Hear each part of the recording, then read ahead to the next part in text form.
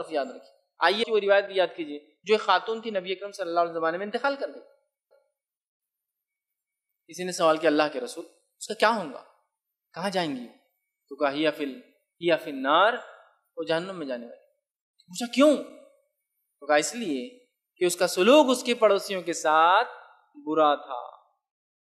دوسری روایت میں تفصیلات آتی ہے. ایک صحابی نے پوچھا اللہ کے رسول میری ایک پڑوسن بہت نمازیں پڑھتی ہے, اسی عورت کے تعلق سے دوسری روایت میں تفصیلات بہت نمازیں, مطلب فرض سے بھی زیادہ نوافل ادا کرتی, بہت صدقات دیتی, مطلب زکوٰۃ کے علاوہ اور دیتی, بہت مطلب حج میں زیادتی کرتی, مطلب حج کے علاوہ نفل عمرے کرتے رہتی ہے, نفل کرتی ہے, عبادت نفل حج کرتی ہے نا, زیادتی کر رہی ہر چیز میں, ٹھیک ہے, زکوٰۃ میں زیادتی, نماز میں زیادتی, حج میں زیادتی, روزے کے اندر زیادتی, مطلب فرض روزوں کے علاوہ نفلی روزے رکھتی ہے, لیکن پڑوسی سلوک برا کرتی ہے, لڑتی ہے, گالی گلوچ دیتی.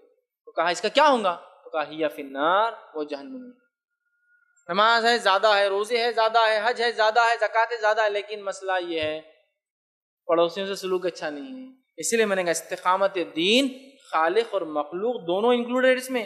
آپ صرف یہ مت سمجھیے کہ رب کے ساتھ استقامت, ہم نے دین پہ جم گئے کافی ہے, ہمیں بندوں کے ساتھ بھی جو حکم دیا جا رہا ہے اس نے سلوک, جیسا معاذ بن جبل رضی اللہ عنہ کیا کہا, اے معاذ حدیث لمبی ہے, تم جو اہل کتاب کی طرف جا رہے ہو, جب جاؤ تو وہاں جاتے وقت آپ حکم دے رہے اللہ سے ڈرتے رہنا, ٹھیک ہے, اس کے بعد گناہ ہونے کے بعد فوراً نیکی کر لینا اور لوگوں سے اس نے سلوک کرنا.